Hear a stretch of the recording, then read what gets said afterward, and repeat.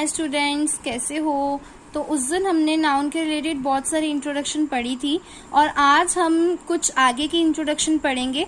That is proper noun made common noun when it is use for persons और things class as a वर्णात्मक भाव। मतलब जब हम इनको एज अ प्रॉपर नाउन को मतलब कॉमन नाउन वो तब बन जाते हैं जब हम उसको पूरी पर्सन्स या फिर थिंग्स की क्लास के लिए यूज करते हैं, उनका वर्णन करने के लिए। जैसे कि Shakespeare is the Kalidas of England. तो अब कालिदास तो कोई भी हो सकता है, ठीक है, तो बट हम यहाँ पे शेक्सपियर के लिए यूज कर रहे हैं, ठीक है।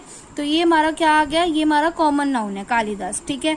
आगे आ गया Kashmir is the Switzerland of Asia. अब ये क्या है, स्विट्जरलैंड है एशिया का, तो स्विट्जरलैंड तो कोई भी हो सकता है, तो इसलिए क्या है, कॉमन नाउन हो गया। आगे आ गया Jaipur is the Paris of India. तो पेरिस भी क्या हो गया, कॉमन नाउन हो गया। तो ये जो प्रॉपर नाउन है ये कॉमन नाउन बन जाते हैं जब हम उसको वर्णन करने के लिए किसी का यूज करते हैं, ठीक है। नेक्स्ट है in this point the is before the noun. अब इन पॉइंट्स में जो द है वो नाउन से पहले आ रहा है।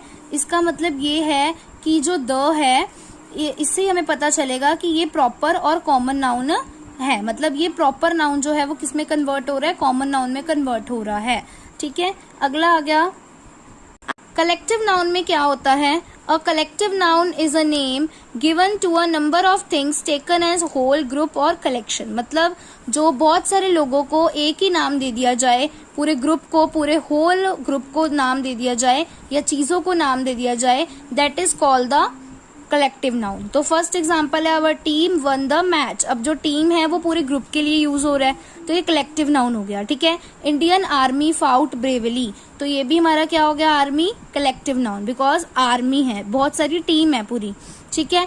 I am the monitor of my class, तो जो क्लास है वो भी क्या हो गई, हमारी कलेक्टिव नाउन हो गई। आगे आ गया अ क्राउड गैदर्ड देयर। तो अब यहाँ पे जो क्राउड है वो भी लोगों का झुंड है, इकट्ठ है, तो वो भी क्या हो गया, कलेक्टिव नाउन हो गया, ठीक है। Now come to the next material noun.